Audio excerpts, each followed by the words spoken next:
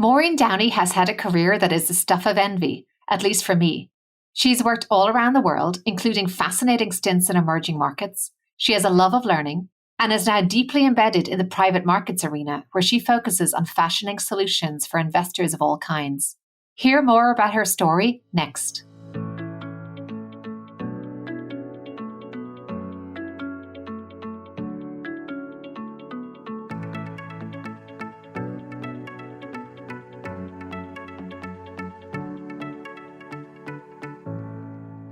I'm Aoife Devitt, and welcome to the 50 Faces podcast, a podcast committed to revealing the richness and diversity of the world of investment by focusing on its people and their stories.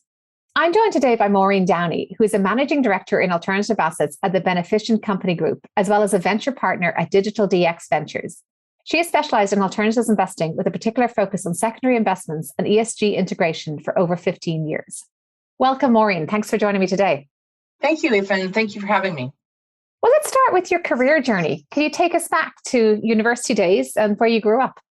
So I grew up in Northern California and centered around the Bay Area. And I attended Claremont McKenna College, which is a small liberal arts college in Southern California. Before, though, I went to college, I spent a gap year living in Brazil, which definitely, I think, influenced my outlook and some of the career choices that I made later on. While I was at Claremont, I had the great opportunity to become part of a special group of students pursuing a major in philosophy, politics, and economics. And you might know that because the degree originally stemmed from Oxford. And two of my professors, one was a Rhodes Scholar, and the other one had also spent time at, I'll have to redo this. So I had the privilege of being able to pursue a unique degree at Claremont McKenna College called PPE, or Philosophy, Politics, and Economics, which is an interdisciplinary major, and it is basically modeled after the major that was originally created at Oxford. And one of my professors, Gordon Bjork, had been a Rhodes Scholar, and the idea came to him and two of my other professors, Ward Elliott and John Roth. That was a really unique major because it really showed me basically how everything kind of flows together, in as much as that philosophy is how society derives its morals and values. Politics is basically a system by where you try to translate those morals and values into a system for the greater good. And economics tells you whether or not you're doing it efficiently. While I spent time studying the economics, that particular part of the major interested me the most. I became really fascinated with micro and macroeconomics. And in particular, given that I had spent the year prior to Claremont living in Brazil, when I lived in Brazil, they changed the money 3 times the year that I lived there. And there was so much inflation that it was intraday inflation. So the price in the morning would be the price in the afternoon. So coming from the United States and then having to live in a country where there was complete economic volatility, they were in their first presidency since being in a dictatorship for 20 years. It was really eye-opening. And so that experience and then being able to reflect upon it in doing the degree that I did was really interesting. And one of the key things about the degree, which I think was really helpful and has helped me throughout my career, is that it really helped me learn how to learn and learn how to synthesize my own thoughts and opinions based upon what I read, and then to articulate it in a written and in a verbal format, because I used to have to read about 3 to 4 books per week and then produce 10-page paper. And then that paper was read by my professor and one of my 10 colleagues, and then I would have to orally defend my paper and my opinions. So it was quite a hard major in a lot of respects because it required me to consume a lot of information and then come up with my own thoughts and then actually articulate them. And I think it really prepared me for lifelong learning and also gave me confidence that I can continually learn as long as I apply myself, and I really learned to enjoy learning. So that's basically my initial education. I was not actually planning on going into the financial field. I thought I would actually become a consultant, and I was interviewing with a fairly big name consultant. And lo and behold, there was one organization that was interviewing on campus, and it was Merrill Lynch. And I did the interview because I wanted to just see if I could do math, because I'd always had a little bit of a lack of confidence around doing math, even though I'd had some great professors at college encourage me to take more advanced classes in econometrics or linear algebra, et cetera. It was Professor Eyrick. Anyways, I did this interview, and then lo and behold, they invited me to come to New York. And I remember walking into the World Trade Center. It was actually the World Financial Center, and it was a job on the trading floor, and it was in capital markets. And to be honest with you, I didn't even know what capital markets was. And I interviewed for the position, even not knowing what it was, and I got the job. And ironically, they were the one company that would allow me to defer for a year taking the job, because simultaneously, I'd also gotten an international scholarship through Rotary to kind of study anywhere I wanted in the world, provided there were some language requirements, graduate studies. And so I ended up taking that Rotary International Graduate Scholarship, which I was very grateful for. And I ended up pursuing an MBA at Erasmus Universiteit in the Netherlands. And it was called the Rotterdam School of Management, which also had an affiliation with the business school I eventually graduated from, which was the Wharton Business School.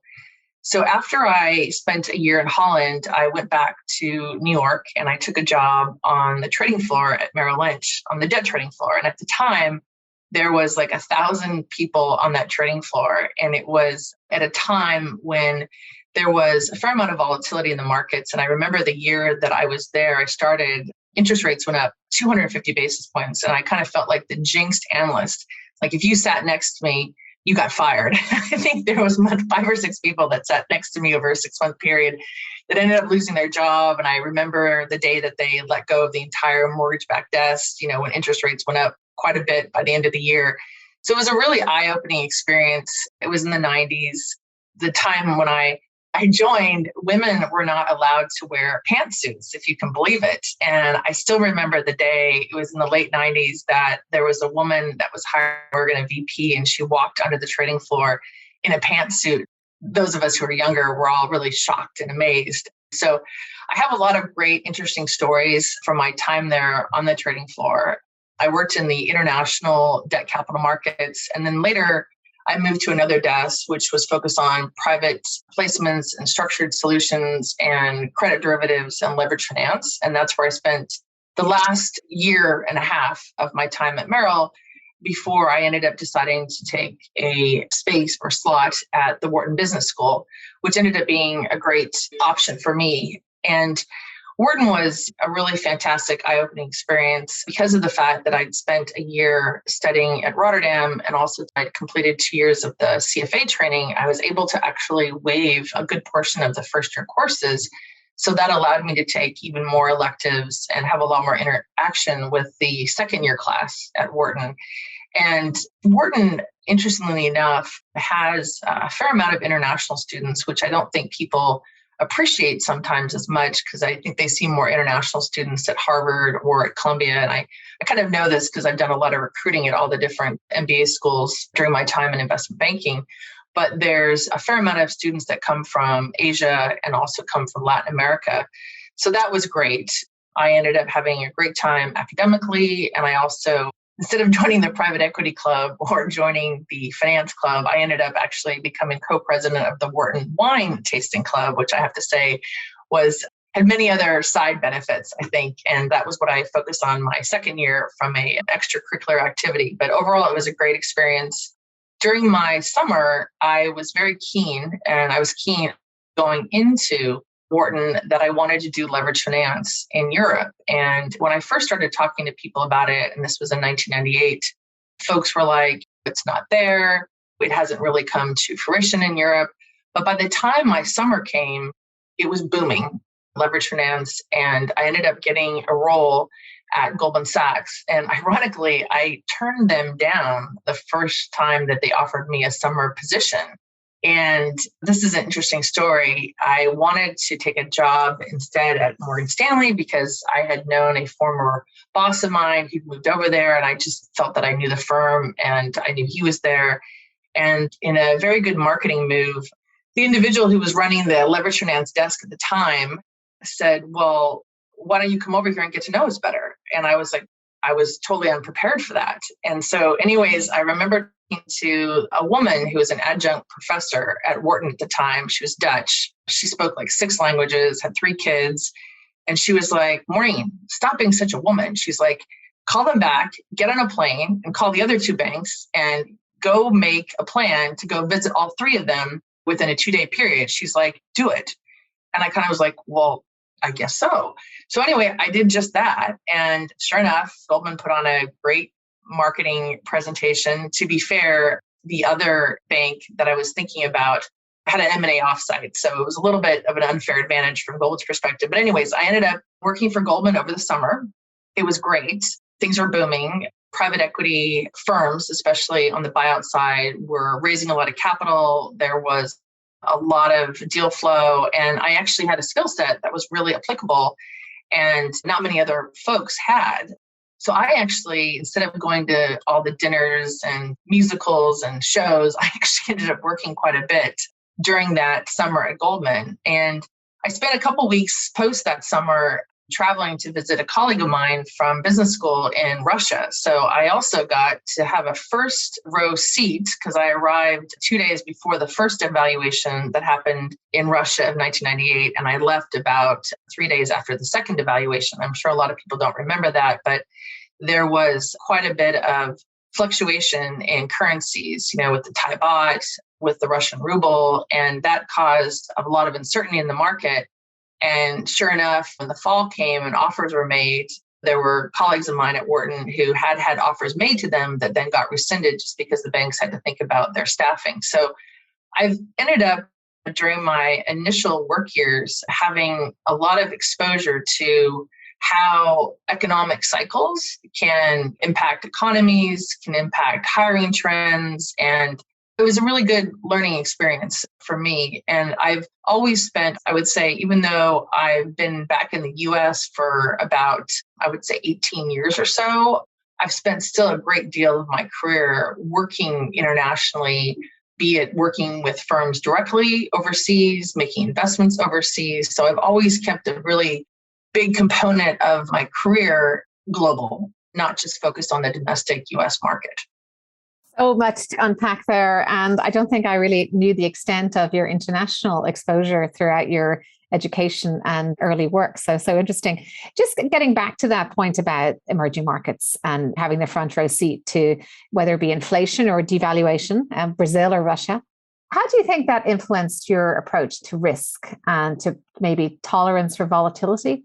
Yeah, well, it's a good question. What I also didn't mention is that while I was in college, I did spend a year in Holland, but I also lived for a while in my junior year in Austria for about 6 months. And while I was there, I ended up getting an internship with The Economist intelligence unit where I wrote freelance about what was happening on the privatization side in Eastern Europe. And in fact, I wrote my senior thesis about that. And I was also a fellow with the Lowe Institute of Political Economy at Claremont, where I wrote more specifically about the differences in privatization between what was happening in Hungary, what was happening in Czechoslovakia and in Poland, and how that was affecting their economies. And specifically, from that internship, I ended up getting a internship job this summer between my junior and senior year in Hungary, working for a bank.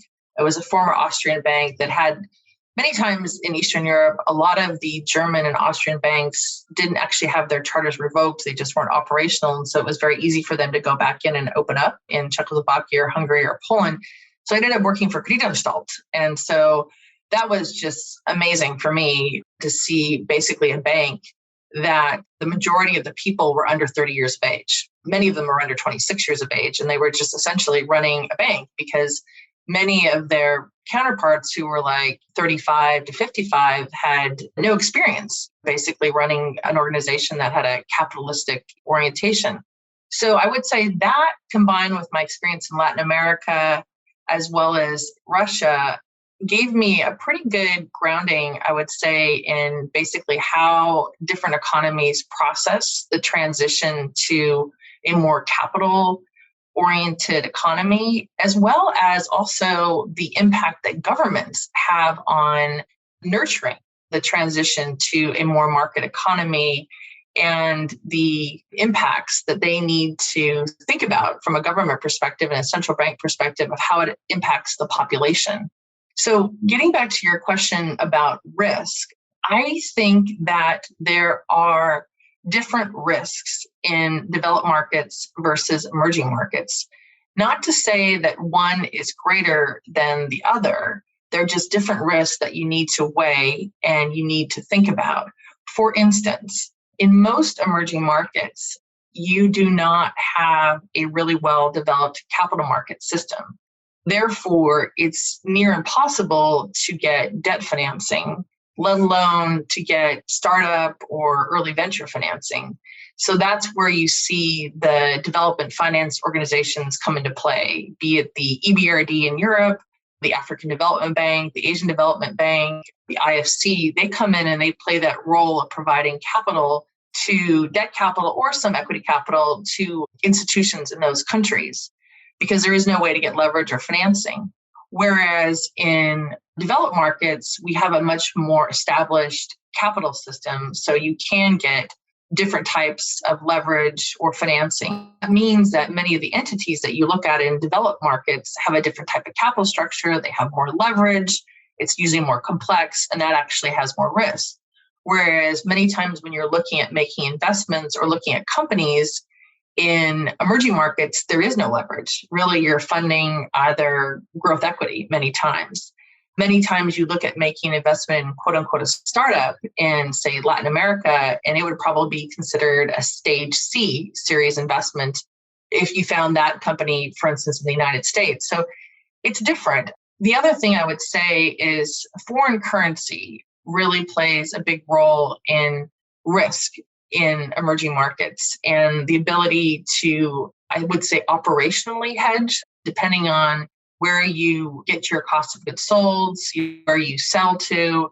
It's very nuanced. And I think those countries which have more of a foreign exchange, larger market are better able to hedge and at least have those options. Whereas in some markets, especially if they have a current account deficit, i.e. they are bringing in more than they're exporting, there can be a lot of volatility. And that's something from a risk perspective that you really need to think about when investing in markets. Because the other thing I would say is that someone might say, well, you can get a portfolio effect, invest in a variety of different emerging markets, and then you can have them balance out.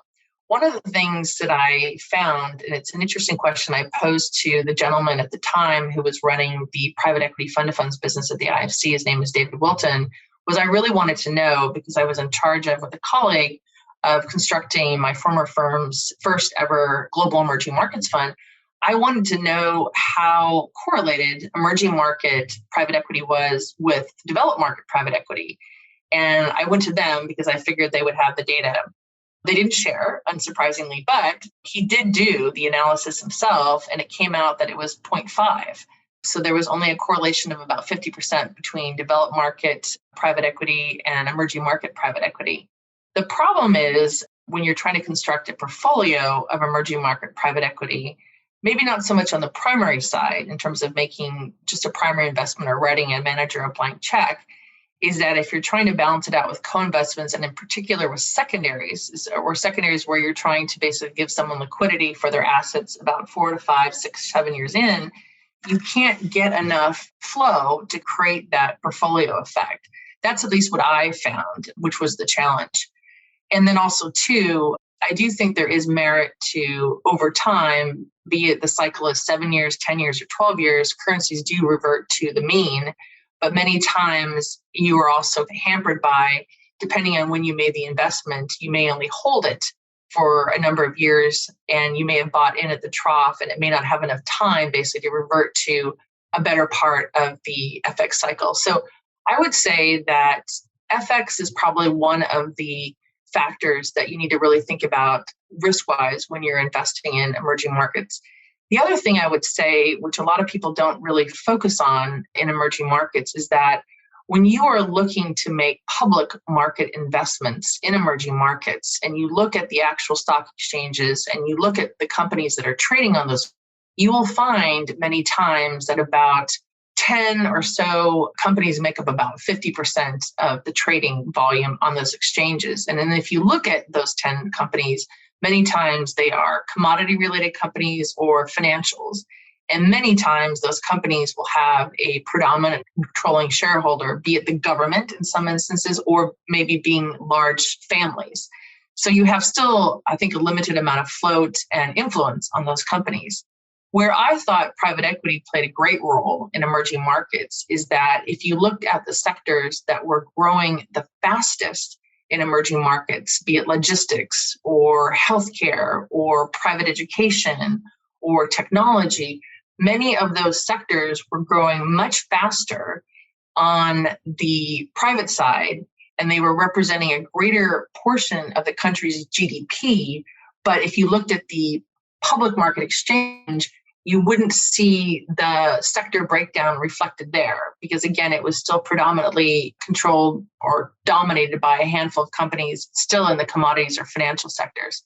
So I always thought to myself that if you really wanted to play the growth in emerging markets, a better way to play it and a more active way to play it was to invest in private equity growth or venture capital because you're really getting exposure to the fastest growing segments of GDP.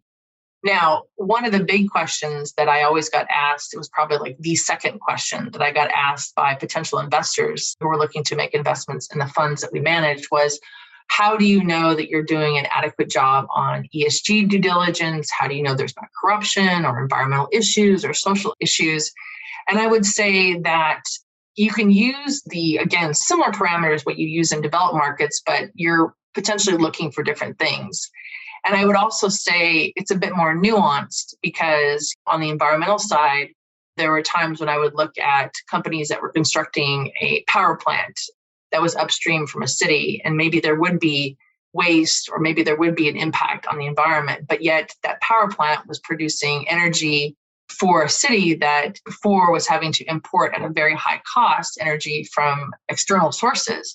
And so how do you weigh that against the benefit of the residents being able to have electricity, to become more productive, and not to have it be at such a high cost relative to what they had in the past? So there were nuances, I think, that I had to consider and that were probably maybe a little bit different sometimes than what I would have if I were looking just in the US or in Europe. And you can't use necessarily a cookie cutter approach.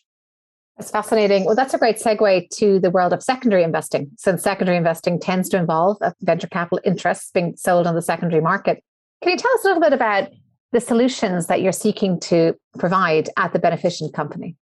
So I've been working in the secondaries market for quite some time, over 15 years. The secondary market has been, I would say, active since the late 80s and has really transformed from a market where people are essentially trading LP stakes in funds to something quite different. We have direct secondaries, which is basically a collection of assets that you take out of a company, corporate, or nowadays a fund. They call it a GP restructuring, to single asset secondaries, which has become more prevalent in the last couple of years, to also selling stakes of founders and employees in late stage private equity backed companies, which is what I did for a couple of years.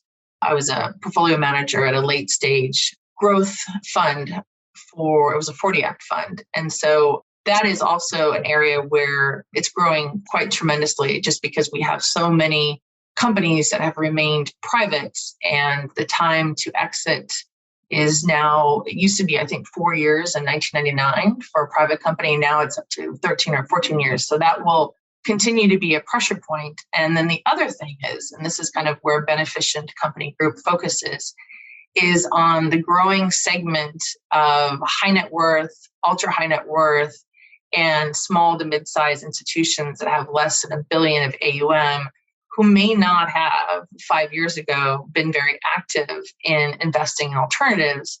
But what you're seeing now is that given our choices in this very low interest rate environment, which may change soon, you don't really have that many opportunities for real yield other than the public stock market. So people have been turning more and more to different types of alternatives, whether that is the traditional PE growth venture or real estate. Now it's private debt and real assets. Beneficient aims to provide a suite of liquidity services to our target market, which is ultra high net worth, small to mid-sized institutions that can provide them with liquidity in a suite of products, combination of cash and securities, relatively fast, within 30 to 45 days, in a very cost-efficient manner, because we have a very simplified, I would call it a sale and purchase agreement. We call it an Exalt plan. And that is something that's very differentiated from now how secondaries are done in the market. About, I would say, 80% of all institutional secondary volume is done by about 16 firms. It's relatively efficient.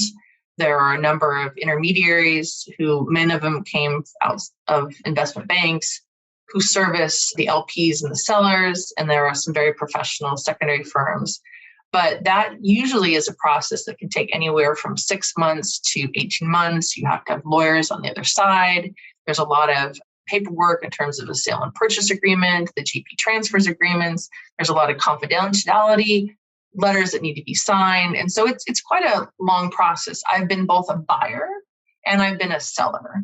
So I've bought many stakes, many direct assets, many shares directly in companies, and I've also sold probably over 150 funds. So I know that market quite well. What Beneficient is really trying to do is trying to say to a smaller or mid-sized investor, if you want a solution, we'll provide you a solution. It'll be very efficient. You can get it done within 30 to 45 days.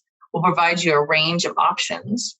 And you basically, in 30 to 45 days, once you sign the agreement, you walk away with your consideration and you're done. And Beneficient, because of the infrastructure that we've built, will take care of all of the transfers and other interactions with the asset managers. So that's pretty unique. And the other thing that we're doing is we're doing it online. So our interface to the market is an online portal, which allows individuals or their advisors to come there, input their assets, and be able to get feedback real time as to what potentially the range they would get for their assets.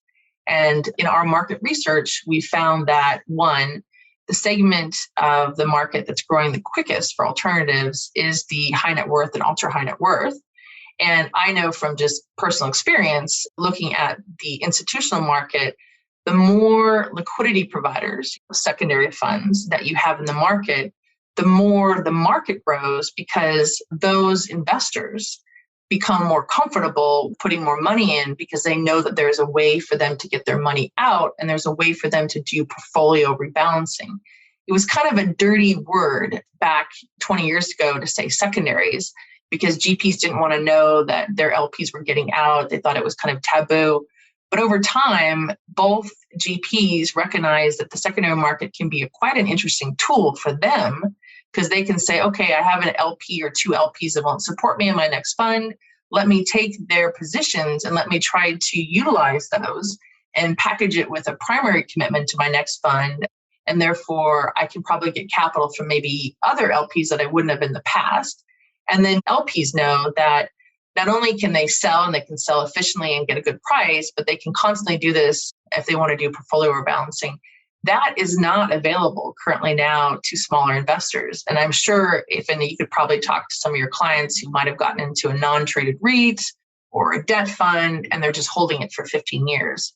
So Beneficient is really trying to provide that liquidity solution, not only to LPs, but also helping GPs who are raising funds. We have a preferred liquidity partnership program where they can go to their prospective LPs and say, look, we're raising capital. We also have this partner who will be able to back this fund and will be able to provide you with a liquidity bid if you need it over time.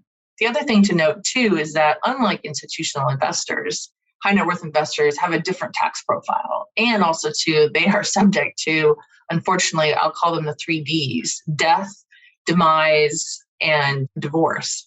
So death is obviously death, and demise is what happens if your family business craters or you go through a period of COVID and you have a big liquidity crisis.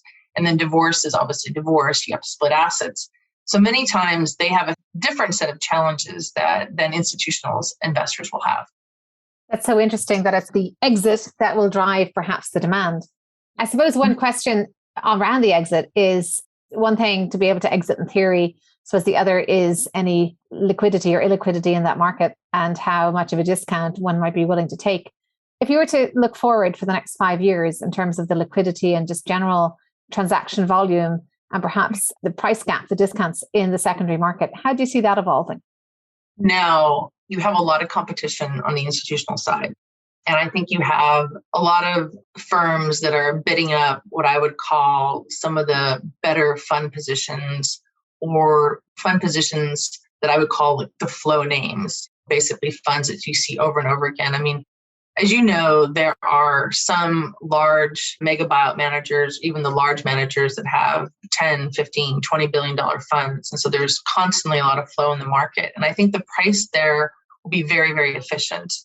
How many of these secondary funds have been able to incrementally, I would say, juice up their returns is that they've added leverage. They've added leverage at the fund level. They've added leverage at the deal level.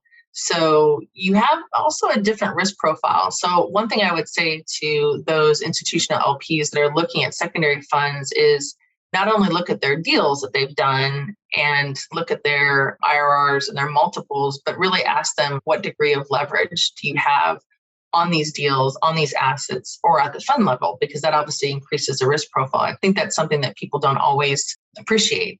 Second, I would say that the type of deals that are happening now on the secondary market are becoming a little bit like direct GPs. I mean, you're seeing a lot of what we call direct secondaries, where secondary firms are coming in and buying one or two assets, doing a fund extension with the GP itself. So there's a lot of restructuring. The market is evolving quite a bit.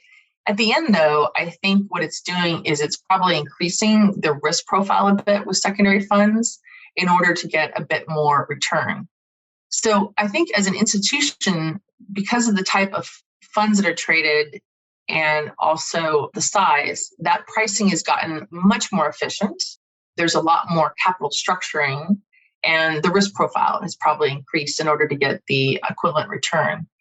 On the smaller end of the market, it's a different type of product, because many times those products are sold through registered investment advisors, the wirehouses, the big banks.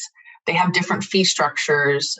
They may have a different type of profile where they're catering more toward coupons or current income.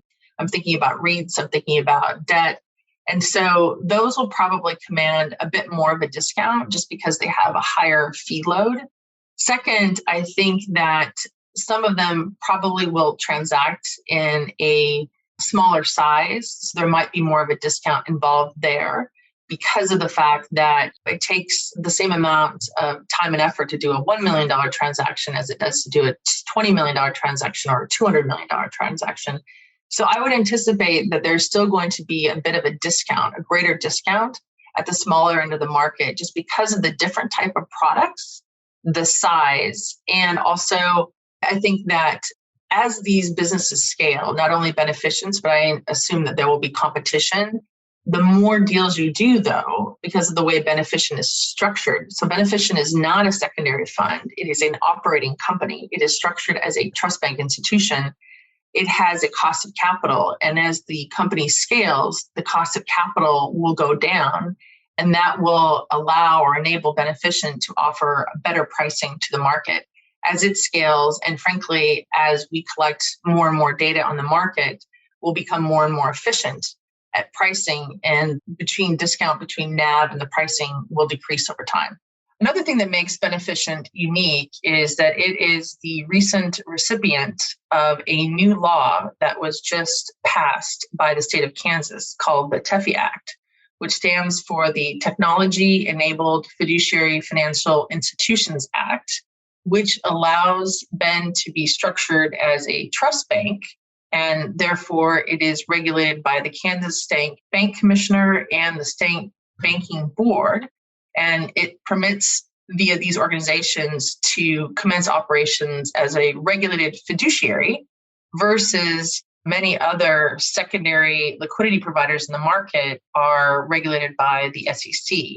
And this opens us up to address more efficiently and effectively a wider part of the market, which we think is growing faster, which is the high net worth, ultra high net worth, and the small to mid-sized institutions that are increasingly growing their allocation to alternatives. So you're talking about data here. Traditionally, private equity has been much slower to incorporate data in its analysis. Perhaps it's been more of perhaps a network-driven or an art versus a science type of an industry. Do you see more integration of big data and the solutions it can provide across the private equity sector now? Oh, absolutely. So I sit out in San Francisco, and so I feel like I'm surrounded by a lot of folks who are very data focused, how to use data, whether it's, I think the term big data was out a few years ago. We now have artificial intelligence, machine learning. I think data is going to be the key to becoming the best of breed in, frankly, any industry, but certainly investing in private equity. So one of the key things that Beneficient has done is to invest really heavily in data and models and the capturing of data so that we can leverage it to become better at what we do, which is providing liquidity solutions and providing efficient and accurate pricing. So different from, I think, many secondary funds, we are bifurcated into two groups that work, frankly, simultaneously. Like, I can't do my job unless my colleagues on the quant side do their jobs. But on the underwriting side, for the team that I'm part of, we do a lot of the asset characterization. We do a lot of the bottoms up modeling, cash flow forecasting, analysis of growth rates, et cetera. Simultaneously, there is a group of quant/PhDs who basically take a lot of the analysis that we do, asset characterization, and then build models based upon it to construct what we call a top-down analysis. And effectively, what they're trying to discern is what is the discount rate that should be applied to a set of cash flows, be it one fund, one asset, or a portfolio of assets and or funds. And it takes into account a variety of things, not only the location, stage, sectors, subsectors, but also whether it's a foreign currency, duration of cash flows. And importantly, because we are not a fund, we're not raising funds episodically, we're doing this off of our balance sheet, it takes into account what we already hold in our portfolio and then applies it to what the discount rate should be on a prospective new deal, because we don't want to be overweight a particular stage or sector, and we have essentially an optimization model. In fact, there are 7 different patent pending models that we have at Beneficient that allow us to do our work. You touched already on ESG and how it applies to private investments. To what extent is ESG factoring into your thinking today, and is it on the minds of your clients? ESG really rose to prominence from institutions in Europe, and I think first from Scandinavian institutions, and it's really evolved over the course of the last 15 years. How ESG plays into how I think about investments is a couple ways. I think one is it helps give institutions and individuals a framework of how they should look at how their investing can have implications on the environment, on social, and on governance. And I think it helps provide that framework. And depending on where institutions invest, how they should kind of think about different areas of diligence that they want to focus on. For me, though, because I know that there are quite a few institutions that have made ESG quite prominent in their marketing and in their communications to investors, either individuals or other institutional stakeholders. For me, ESG from an investment standpoint really kind of comes down to how I think about risk. So whether that is economic risk, whether that is reputational risk, I really look at ESG also as how I try to incorporate risk into my valuation decisions. And let's go back to some personal reflections now. So you've had a long, illustrious career, which I've really enjoyed following and getting to hear about more detail here. Were there any setbacks in there? And any challenges maybe that you learned from?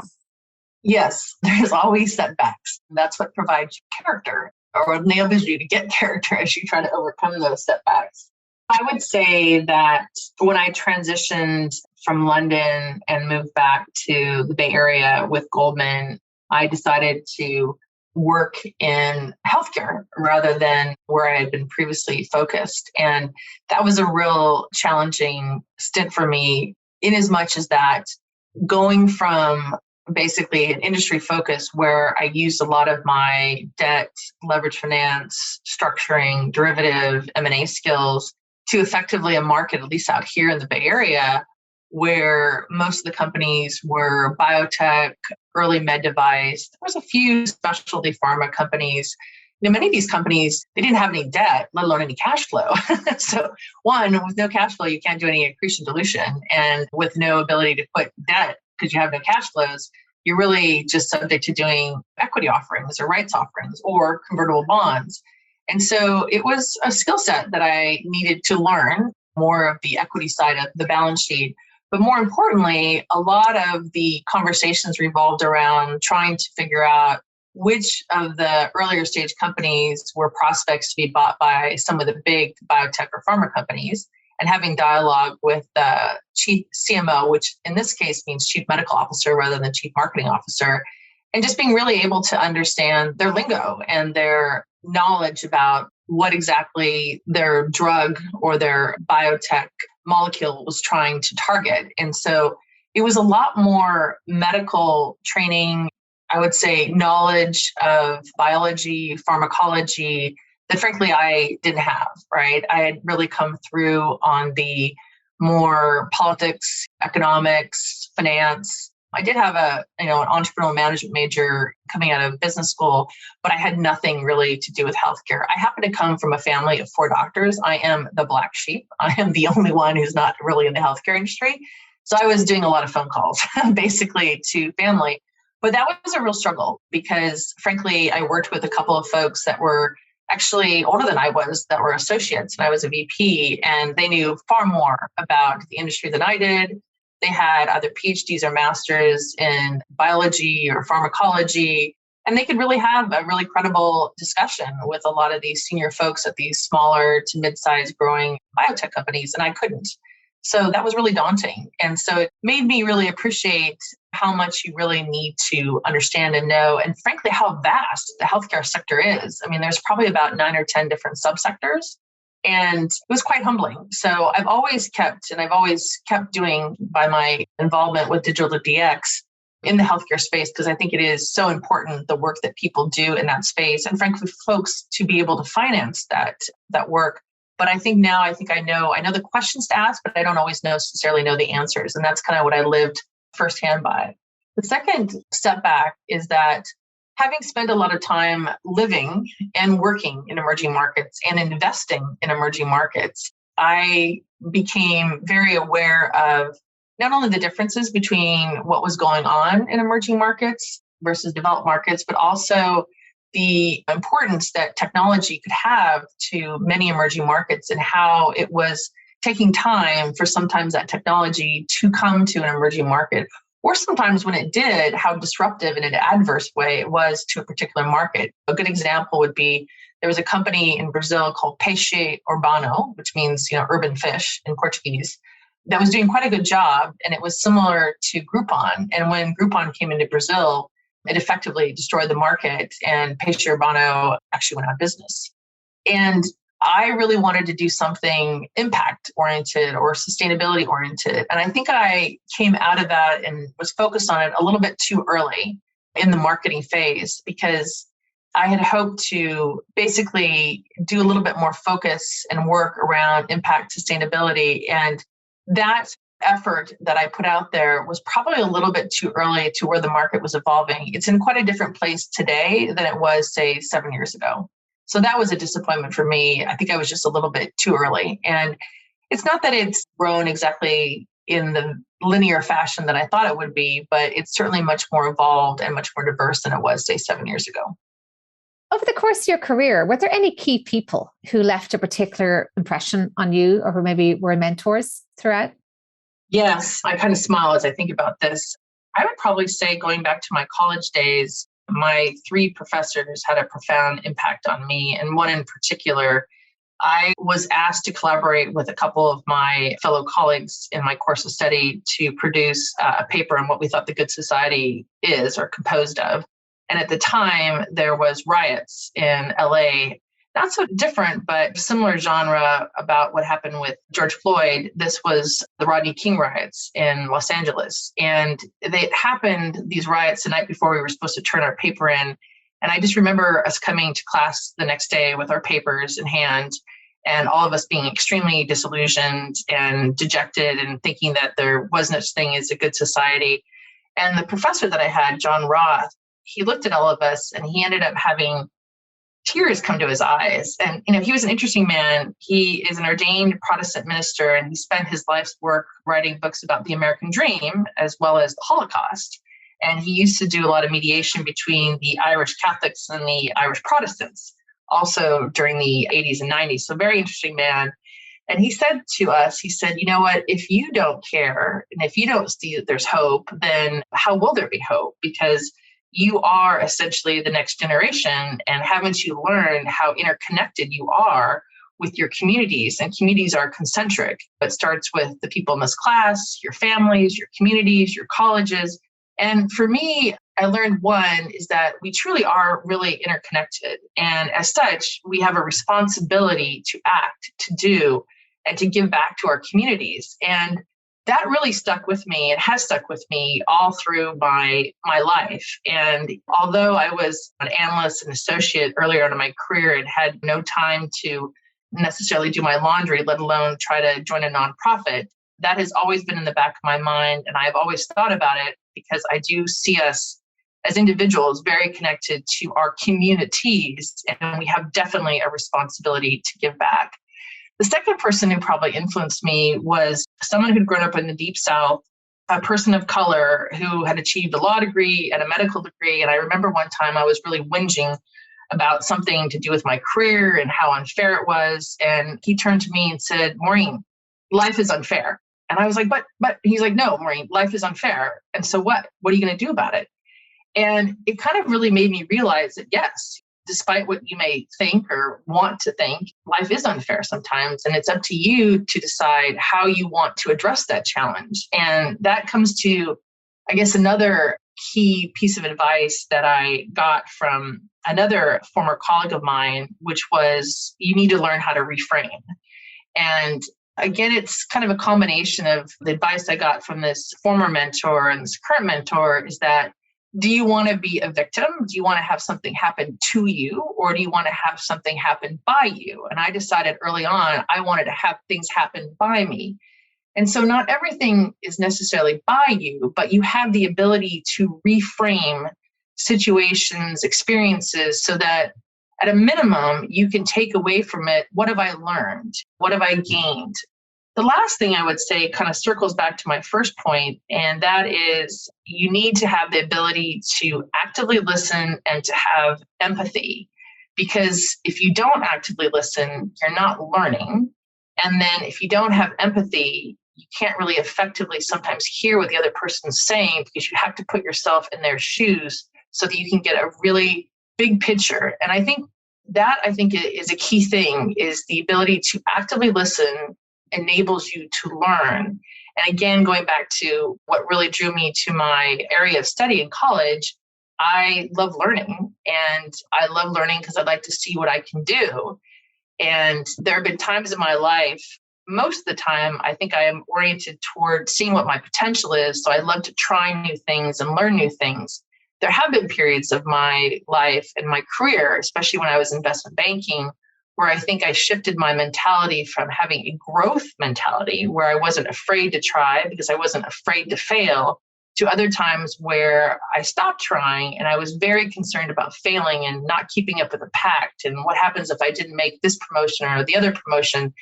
And so I've kind of circled a couple times, I would say, within my life to have to come back to what I think is a better mentality, which is the growth mentality, which is saying, try, you're going to fail. Okay, what did you learn? Now try again. Because at the end of the day, you can't stop. You have to keep going. Well, that was wonderful, Maureen. You've always been a role model of mine. You may not have known it, but when I joined Goldman Sachs, and that's of course where we met, you were a few years ahead of me. And I always looked to you as a person of tremendous breadth, but also you were extremely approachable. And as someone myself who loves travel, as well as the world of finance, I have thoroughly enjoyed this tour through your career and the really dazzling aspects it has. So thank you so much for coming and for sharing your wisdom with us. Thank you, David. I really appreciate you having me today. I'm Aoife David. Thank you for listening to the 50 Faces podcast. If you liked what you heard and would like to tune in to hear more inspiring investors and their personal journeys, please subscribe on Apple Podcasts or wherever you get your podcasts. This podcast is for informational purposes only and should not be construed as investment advice, and all views are personal and should not be attributed to the organizations and affiliations of the host or any guest.